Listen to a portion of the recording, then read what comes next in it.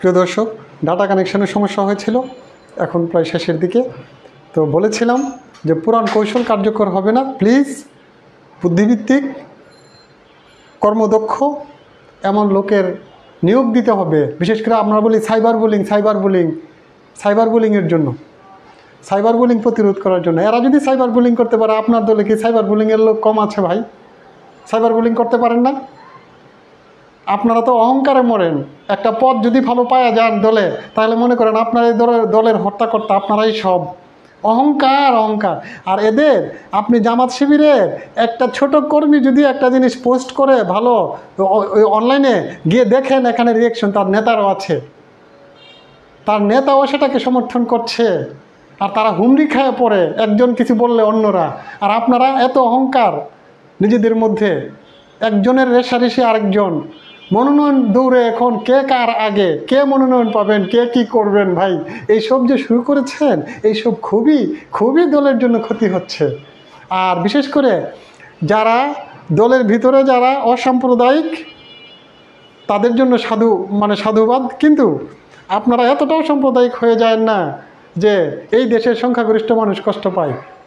এতটুকু ভাই আপনাদের কাছে অনুরোধ, সংখ্যাগরিষ্ঠের মনে কষ্ট দিয়েন না। বিএনপি নামক যে আদর্শ শহীদ প্রেসিডেন্ট জিয়াউর রহমানের দ্বারা প্রতিষ্ঠিত হয়েছে বাংলাদেশে, শহীদ প্রেসিডেন্ট জিয়াউর রহমান যে রাজনীতি করতেন, সেই রাজনীতিটা শুরু করেন না প্লিজ। আপনাদেরকেও তো জনাব তারেক রহমান প্রতিদিন একই কথা বলছে, আপনারা শহীদ প্রেসিডেন্ট জিয়াউর রহমানের রাজনীতি করতেন। ওনার জীবনে, ওনার ইতিহাসে, ওনার রাজনৈতিক ইতিহাসে আপনি খুঁজে বের করেন, উনি কি কেউরে কোনোদিন রাজাকার বলে গালি দিয়েছেন কিনা, বের করেন খুঁজে। অথবা ওনার রাজনৈতিক ইতিহাসে এমন একটা ইতিহাস আপনি খুঁজে বের করেন, উনি কি এই দেশের সংখ্যাগরিষ্ঠের মতামতকে উপেক্ষা করেছেন কিনা। অথবা আপনি এমন একটা ইতিহাস খুঁজে বের করেন যে ইতিহাস বলবে উনি ভারত প্রেম করেছেন কিনা। যদি বের করতে পারেন, তাহলে আপনি আমার এখানে কমেন্টস করে জানান যে ভারত প্রেম করেছে। আর যদি ভারত প্রেম উনি করতেন, তাহলে আজকে শহীদ প্রেসিডেন্ট জিয়াউর রহমান 1981 সালের 30শে মে ওনাকে শাহাদাত বরণ করতে হইতো না, ওনাকে শহীদ হতে হতো না, যদি ভারত প্রেম উনি করতেন। আপনি ইতিহাস ঘেঁটে দেখেন উনি ইসলামের জন্য কিছু করেছেন কিনা এই দেশে। আর ভাই, আমি ইসলাম ধর্মের লোক, এখন তো আমাকে ট্যাগ দিবেন আমি ইসলাম ধর্মের লোক, আপনি আমাকে ট্যাগ দিবেন আমি ইসলাম ধর্মের লোক। আর ভাই, আমিও আপনার মতোই আধা ইসলাম আধা অন্য কিছু পালন করি, সম্পূর্ণ ইসলাম আমি পালন করি না, করতে পারি না, ইচ্ছা করলেই পারি না ভাই। তবুও তো আমি বলবো, এই যে রাজনৈতিক সাপোর্টার হিসেবে বিএনপির প্রতি আমার, এটা অনেকেই জানে, আমি এই দলের জন্য অনেক কষ্ট করেছি, অনেক নির্যাতনের শিকার হয়েছি, এখনও হচ্ছি। তাই আমি বলছি ভাই, শহীদ প্রেসিডেন্ট জিয়াউর রহমানের আদর্শ লালন করেন এবং সেখানে আপনি গবেষণা করেন কিভাবে জনসমর্থন আদায় করা যায় এই দেশে। আর আপনি যদি এইভাবে চলতে থাকেন, এখন যেভাবে চলছেন, জাস্ট এজ এ সতর্কতা, তাহলে জাতীয় নির্বাচনে ভোটের হার অনেক কমে যাবে, আপনার প্রতিপক্ষ তো দিনকে দিন লাফিয়ে উঠছে, প্রতিপক্ষ ভোটের ব্যবধান বাড়িয়ে দিচ্ছে, ভোট তারার যে ব্যবধান ছিল সেটা কমিয়ে দিচ্ছে, তারা আপনাদের কাছাকাছি চলে এসেছে। সুতরাং একটু সতর্ক হওয়া ভালো। আমরা চাইব যে এই দেশে শহীদ প্রেসিডেন্ট জিয়াউর রহমানের আদর্শ প্রতিষ্ঠিত হবে। সবার কাছে এই দাবি জানিয়ে আজকের মতো শেষ করছি। আবারও আমি আমার শিরোনাম বলছি, জামাত শিবির রাজাকার, বিএনপিতে হাহাকার। যদি আপনারা এই জামাত শিবির রাজাকার বলে মুখে ফেনা উঠাইতেই থাকেন, অঙ্গভঙ্গি করতে থাকেন, এই দেশের জনগণ আপনাদেরকে বর্জন করবে আগামী নির্বাচনে, আমি বললাম। আর এই জিয়া পরিবারের আপনারা কতটুকু ভালো চান যারা এইসব করছেন, সেটা আমরা জানি।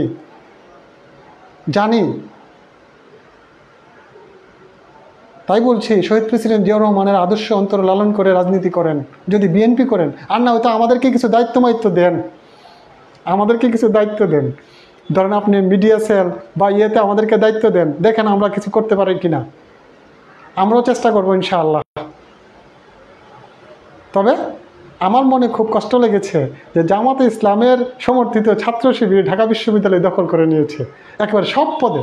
আমার একটা ধারণা ছিল এখানে বিশ্বাস করেন, আমি সত্য কথা বলি, আমি মিথ্যা বলি না। আমি ভেবেছিলাম যে জামাত শিবিরের লোকজন একটা পদ পাবে না ঢাকা বিশ্ববিদ্যালয়ে, কারণ ঢাকা বিশ্ববিদ্যালয় একটা অসাম্প্রদায়িক বিশ্ববিদ্যালয়। জামাত শিবির কি অসাম্প্রদায়িক? তাহলে তারা কেন যে ঢাকা বিশ্ববিদ্যালয়ের ছাত্রছাত্রীদের কাছ থেকে ভোট পাবে? আমি এটা ভেবেছিলাম। আমি ভেবেছিলাম আবিদুল ইসলাম আবিদ সভাপতি হবে, তারপর এই ভেবেছিলাম এই যে জিএস মানে সাধারণ সম্পাদক হবে হলো আবু বাকের মজুমদার। আর আমি ভেবেছিলাম আমার টার্গেট আর কি মুহিউদ্দিন রনি, উনি হবেন এজিএস। অর্থাৎ মুহিউদ্দিন রনি তো আপনি জানেন গত 16-17 বছর কী করেছে। সে একাই প্রতিবাদ করে ঢাকা বিশ্ববিদ্যালয়ের এই যে রাজু ভাস্কর্যের সামনে এসে বসে যেত, উনি একাই। আর আবু বাকের মজুমদার তো বৈষম্য বিরোধীর যে 6 জনকে গ্রেপ্তার করেছিল তার মধ্যে একজন। আর আবিদুল ইসলাম আবিদ তো বলেছিল যে আপনারা কেউ কেউ ছেড়ে যায়েন না এই জুলাই অভ্যুত্থানে, তাদের 3 জনের অবদানই অনস্বীকার্য। আচ্ছা, এখন আসেন তো জামাত শিবির যে একটা পোস্টার পাবে না আমি ভেবেছি, কিন্তু আজকে দেখেন জামাতের কী অবস্থা। তখন আমি জানেন সকাল থেকে 9 সেপ্টেম্বর আমি ভাবতেছিলাম আজকে নির্ধারণ হবে বাংলাদেশের 5 আগস্ট পরবর্তী সেন্টিমেন্ট, মানুষ কী ভাবে। আমি তখনও আমি ভালো বুঝতে পারি নাই, কিন্তু পরবর্তীতে রেজাল্ট হওয়ার পরে দেখি ছাত্র শিবিরের ভূমিধস বিজয়। তখন আমি বুঝতে পেরেছি যে ছাত্র শিবির মানুষকে বোঝাতে সক্ষম হয়েছে যে তারা একটা ইসলামী দল। এই কথা বোঝানোর জন্য তারা এত বিজয় অর্জন করেছে। যদি এই জিনিসটা না বুঝাইতে পারতো তাহলে তারা এত বিজয় অর্জন করতে পারতো না। কারণ ঢাকা বিশ্ববিদ্যালয় বলে নাম, আপনি এখন অসাম্প্রদায়িক কথা বলতে কি বুঝেন? আপনি সেকুলারিজম বলতে কি বুঝেন? আমরা অনেকে মনে করি যে সেকুলারিজম বুঝি ইসলাম বিদ্বেষী, আসলে তা না। আমিও সেকুলার বলে তুমি তোমার ধর্মকে সম্মান করবা, তোমার ধর্ম পালন করবা, অন্য ধর্মকে তুমি সম্মান করবা, তাদেরকে তুমি বাধা দিবা না। কিন্তু দেখেন আপনি কি করেছেন। সেকুলারিজমের সংজ্ঞা কিন্তু আমরা অনেকেই জানি না। আমরা অনেকেই ধর্মকর্ম করি কিন্তু পবিত্র কোরআন পড়ি না। আপনি মাস্টার্স পাস করেছেন, হায়ার এডুকেটেড হয়েছেন, আপনি পিএইচডি করেছেন, গবেষণা করেন, কিন্তু আপনি পবিত্র কোরআন সম্পর্কে জানেন না। আপনি ধর্ম অর্থাৎ আপনার নাম হলো মুসলিমের নাম, আপনি মুসলমান, আপনি মুসলিমের খান্টিতে রাজনীতি করছেন, আপনি পবিত্র কোরআন পড়েন না। আপনি বাইবেল পড়েন, গীতা পড়েন, তাতে সমস্যা নাই, কিন্তু পবিত্র কোরআন যদি ভালো করে পড়তেন, বুঝতেন, তাহলে ছাত্র শিবির কীভাবে ঢাকা বিশ্ববিদ্যালয়ের ছাত্রছাত্রীদেরকে ম্যানেজ করে নিয়েছে এই জিনিসটা বুঝতে পারতেন। তারা প্রত্যেকটা স্টুডেন্ট, আমি তো ছাত্র শিবিরের মেসে থেকেছি যখন পড়াশোনা করতাম, আমি জানি যে তারা কিভাবে তাফহিমুল কোরআন নিজেরা রপ্ত করেছে। আমাকে কিন্তু তাফহিমুল কোরআন দিয়েছিল রেদওয়ান ভাই। আমি সূরা আলে ইমরানের 2টা খণ্ড আমাকে উনি দিয়েছিলেন, তো এর মধ্যে আমি 2-3টা আয়াত করে মুখস্থ করেছিলাম, আমি পড়েছিলাম, আমি সব পড়ি নাই। আর আমাকে উনি আবার রেদওয়ান ভাই চেষ্টা করেছিল, তখন রেদওয়ান ভাই ওই ছাত্র শিবিরের লোক। আমি যখন মেসে থাকতাম, পড়াশোনা করতাম, তখন আমাকে উনি একটা ফর্মও দিয়েছিল পূরণ করার জন্য।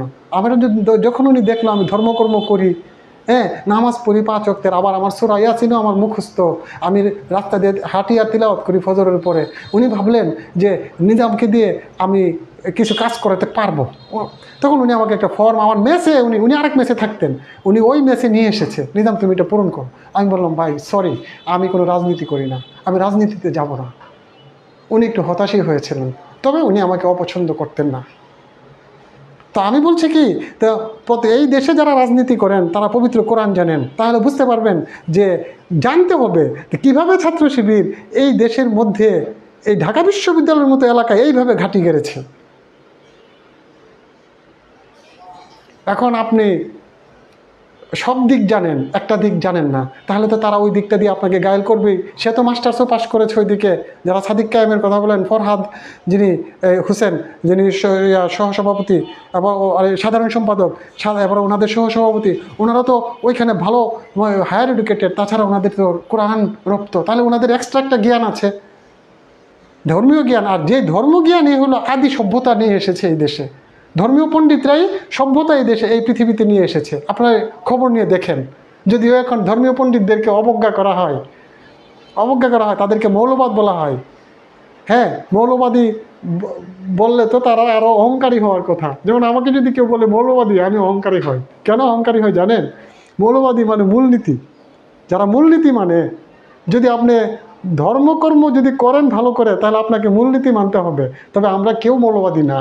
কারণ কি? আমরা মূলনীতি মানতে পারি না।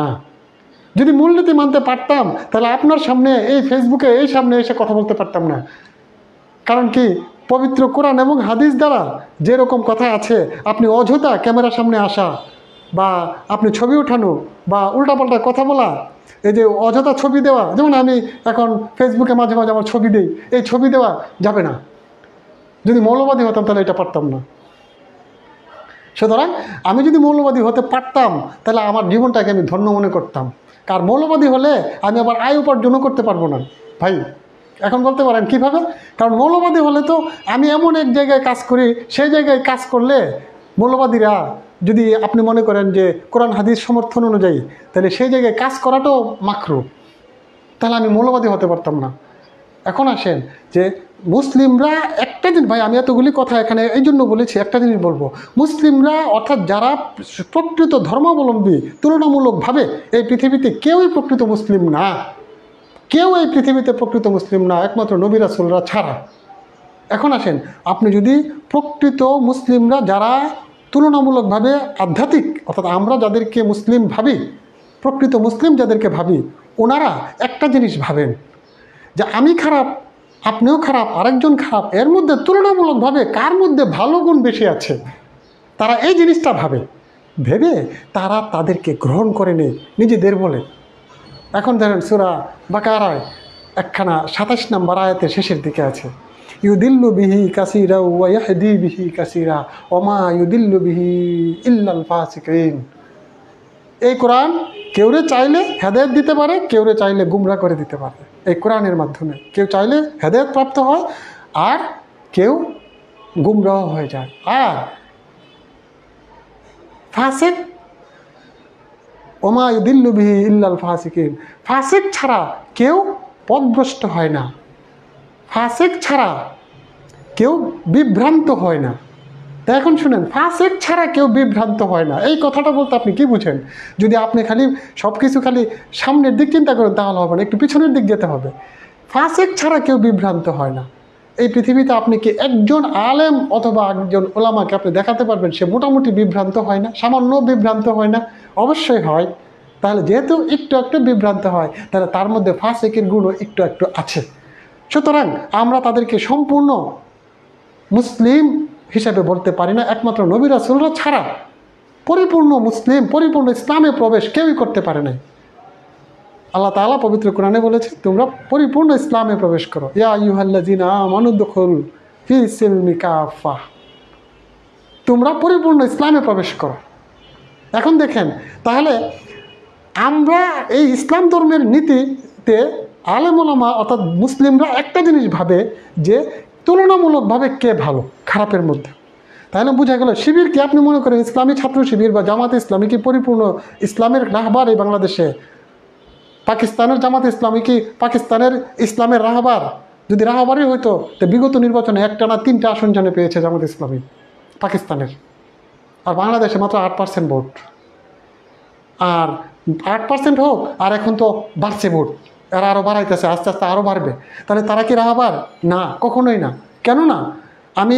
আপনি যতই বলেন না কেন, আমি ইসলামী জামাত ইসলাম, তারা হয়তো বা আমার শত্রু, তারা নামাজ রোজা করে, সব কিছু করে, তারা হয়তো বা আমাকে ঘৃণা করতে পারেন, তবুও তাদের প্রতি আমার একটা কথা থাকবে, আমার একটা প্রশ্ন থাকবে, তাহলে আপনারা ওয়াজিব যে দাড়ি রাখা, দাড়িটা লম্বা রাখেন না কেন?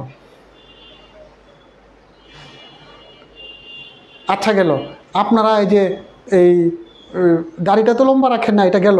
তাছাড়া আপনারা এই যে ব্যাংকের যে ব্যবসা, এই ব্যাংকের ব্যবসাটা কি আপনি বলেন?